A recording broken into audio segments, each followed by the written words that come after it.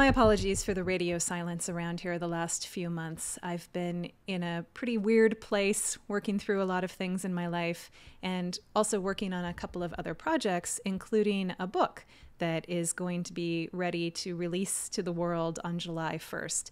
It's available for pre-order right now on my website, jenhowk.com, and the link is below in the description if you're watching this on YouTube. The book is called Truth Be Told because it is a book about truth. It is a book about all of the ways that we live a lie. We live a series of nested lies. We are not true to ourselves or the people close to us. And in most cases, this is not deliberate deception. This is the accumulation of a lifetime of habits that have emerged as ways to protect ourselves from our deepest fears. So the book is about how this happens, why this happens, the consequences of living enmeshed in a series of deceptive falsehoods, and how this eventually leads us to a place in our life where, one way or another, we are forced to confront the fact that we are living an existence that really doesn't belong to us. Our relationships, our job, our situation in life is not our own. It is not something that is coming from our deepest desire and yearning. It is coming from a place of our social obligations and the contracts and bargains we've made along the way to keep ourselves feeling safe.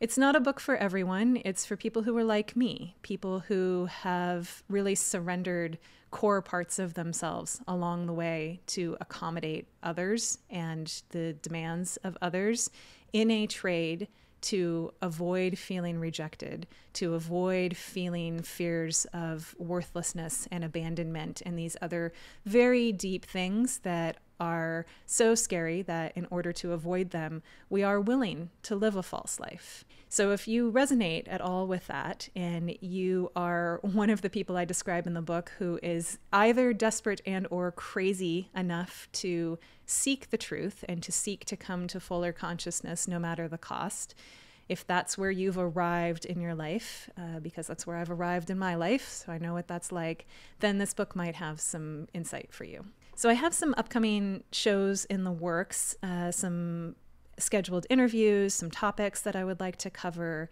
Things are going to get back in the swing of things now that I've finished writing this book. For now, for today's show, I thought I would just read an excerpt from the book to give a little bit of a flavor of some of the things that I've been thinking about and working through. This excerpt comes from chapter 7, which is how to begin telling the truth. It is very relevant to some things that I'm going through right now, and I thought that it would just give a little bit of a preview into what the book is about. The section is called A Wonderful Emissary, a Terrible Master, Truth's Relationship to Certainty and Dogmatism. And I start the section with two quotes, the first from D.H. Lawrence, which is, "Are you willing to be sponged out, erased, canceled, made nothing, dipped in oblivion? If not, you will never really change." And the next is from Erich Fromm, and he says, "The quest for certainty blocks the search for meaning. Uncertainty is the very condition to impel man to unfold his powers." The first casualty of telling the truth is certainty. Specifically, the aggressive kind of certainty that most people find very reassuring, especially for women, when it is delivered by a high-status man. But a serious and meaningful commitment to telling the truth demands, somewhat counterintuitively, that we shift into uncertainty. It insists upon holding one's position much more lightly and embracing a real and sustained willingness to be wrong. This is very different from how truth travels culturally, where it tends to be accompanied by a thoroughly messianic zeal. After all, no one wants to be a truth denier or an agent of misinformation. Those very concepts embody the kind of absolutism that real, humble truth-telling labors against. When I was an undergraduate, my thesis advisor wrote a book about how powerful certainty can be, even when it's wrong. His research demonstrated that in times of great political turmoil, when different groups are scrambling for power, it is the group or the party or the actor with the greatest ideological clarity that eventually dominates. The simplest and most compelling vision of the future is, all things equal, the one that people tend to want to align themselves with.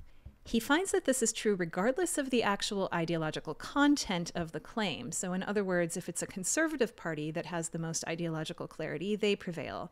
If it's a populist party or a communist party who has the simplest and clearest vision, they win. It's the kind of research in political science that overlaps with evolutionary psychology in ways that have rather disturbing implications.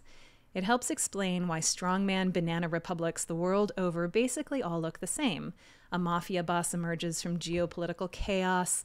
The masses are desperate for some sense of stability, and so they give him a mandate to rule. And pretty soon the guy has consolidated power, and he's either co-opted his political enemies or he's disappeared them.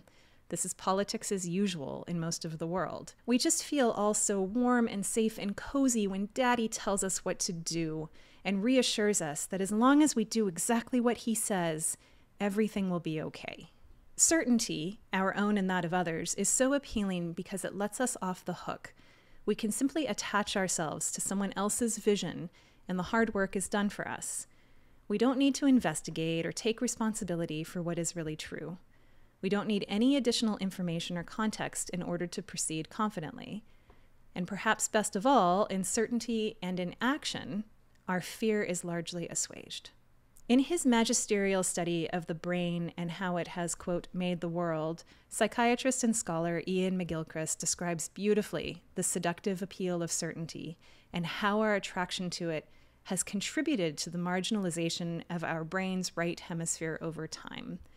McGilchrist takes great pains to debunk the stereotypes that the left and right hemispheres have different responsibilities or tasks, i.e., the idea that the left brain does math and the right brain does art.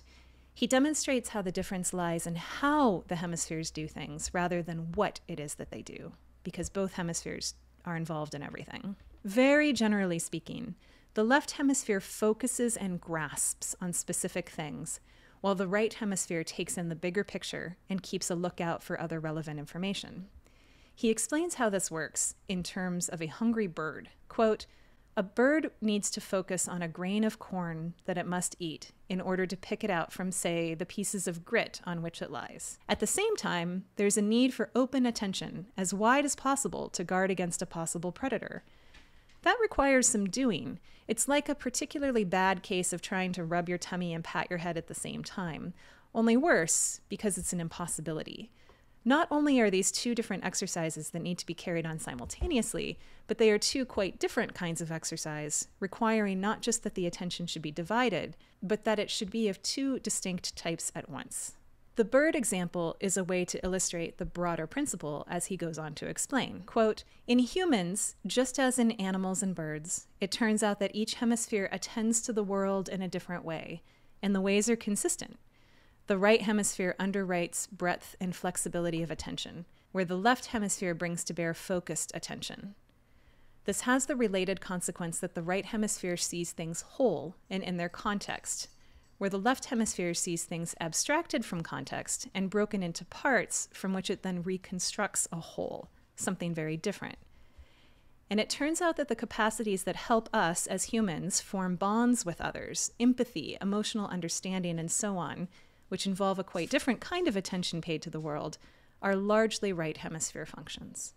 In its way of attending, as McGilchrist puts it, the left hemisphere is inductive. It builds up its picture of reality from constituent bits. It therefore has an ontological certainty that can make it overconfident and even domineering. It knows what it knows. There is nothing under the sun for the left hemisphere except for the building blocks from which it has constructed its picture of the world. How could there be?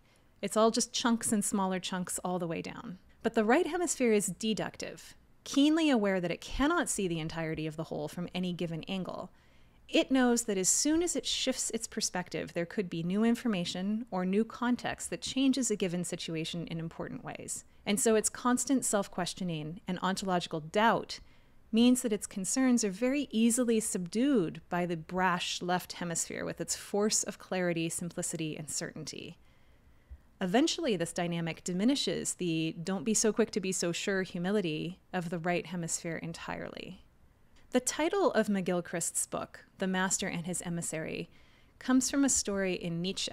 It's a story of mutiny against the captain or the statesman by ambitious counselors and bagmen who determine that they know more about how to rule the kingdom because they've been in the trenches doing the dirty work. In this metaphor, the left hemisphere is the emissary who is supposed to gather information and bring it back to the master.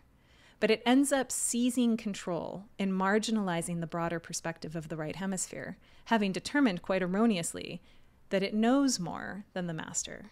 But the left hemisphere's ontological certainty is possible only because it does not know what it does not know.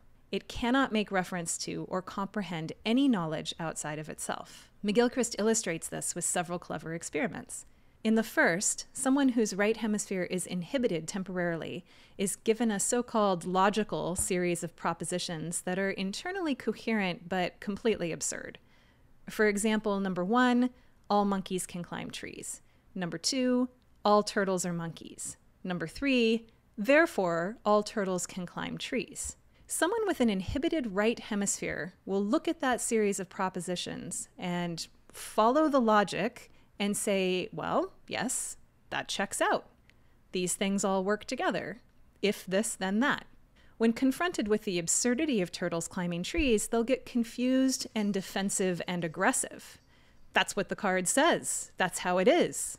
The very same subject, a few moments later, but now with the left hemisphere inhibited instead, will comprehend the blatant absurdity of the syllogism and answer more along the lines of, that's crazy. Turtles aren't monkeys. Turtles can't climb trees. Their right hemisphere provides the necessary reference to context and outside of system truth. The left hemisphere cannot do that. In another experiment with right hemisphere stroke victims, when confronted with a limp left arm, patients will insist rather obstreperously that there's nothing at all wrong with their arm, and that this strange, offensive, non-functional arm belongs to someone else, or is a fake arm that someone left in their bed. The only way that there seems to be a reckoning with the reality of the situation is when the examiner can give the stroke victim someone else to blame for the condition of their arm. Only then can it be integrated into an internally consistent logic of the system and make sense to the patient. As McGilchrist goes on to explain, the irrational rationality of the left hemisphere and its aggressive, domineering insistence that it knows everything there is to know has completely captured the Western world. This is the universe we live in, where certainty is king, and those who can claim it will outshout all ambiguity and nuance, not just on the level of individual to individual, although that happens as well, but also at the level of how we organize society and what we culturally, politically, and economically value. Consider the fault lines around the science and expert consensus and misinformation. These are all ways of drawing boundaries around right and wrong, around certainty and uncertainty, defining who is in and who is out, and consolidating influence and control. There is less tolerance of uncertainty than ever, and an intense yearning for definitive answers. Those definitive answers might come in the form of a brash, perhaps slightly orange, political candidate making exorbitant promises, or dramatically oversimplified paradigms of victim-perpetrator roles in identity politics, or the favorite retreat of those of us who like to think we're above all that proletarian squabbling, the stuff of evidence-based science, the myriad claims of research shows, expert consensus. We are all so sure of what it is that we know, and in our misguided certitude and our confident assuredness, we are, as McGilchrist phrases it, like sleepwalkers ambling into the abyss. Too much certainty perverts truth into an inflexible illusion that deprives us of genuine engagement with reality. I certainly have, in different phases in my life, been drawn like a moth to the flame of simple solutions to complex problems. And I'm speaking both as a consumer and as a producer. It's incredibly seductive to feel like you have the answers to the great mysteries. And I, too, have been seduced by that certainty. We all want to be told exactly what to do. How do I solve my problem? How do I get out of pain? How do I fix my relationship? How do I quit my job? And no doubt, there are definitely some tried and true tactics, including many from evolutionary psychology, that can work short-term to take away the pain and resolve a temporary problem. But those band-aids do not address, for the most part, the real underlying patterns that are moving your life forward in a direction you don't want to go. They don't speak to the real question, which is your personal process of individuation. Individuation demands that we confront our biggest fears, not use clever tricks to hide them even more effectively from ourselves. Individuation is what James Hillman calls acorn theory. You came into this world an acorn. What tree are you becoming? Who is it that you're meant to be? And how are you going to sort that out from all of the ways that you sabotage yourself? Because to the extent that someone is telling you they know what your path is, or that your path should just be the same as their path, they're actually doing you a grave disservice. They're doing you harm. They are depriving you from both the responsibility and possibility of the most important work of your life, which is to discover the truest nature of your personal acorn. Becoming who it is that we are is not easy or pithy or obvious or certain. It is complicated. It's complicated, and it will generate ongoing conflict and tension and irreconcilable, unbearable suffering and challenges that must be sustained and experienced. Moving our lives out of illusion and into reality is miserable, but it is true. That's it for today. I will be back soon with additional topics and discussions, and have a lot to share with you, and look forward to getting back into that. And in the meantime, if you want to reach out, you can find me at the links below or at jenhawk.com, which is also where you can pre-order the book. Thanks so much, and talk to you soon.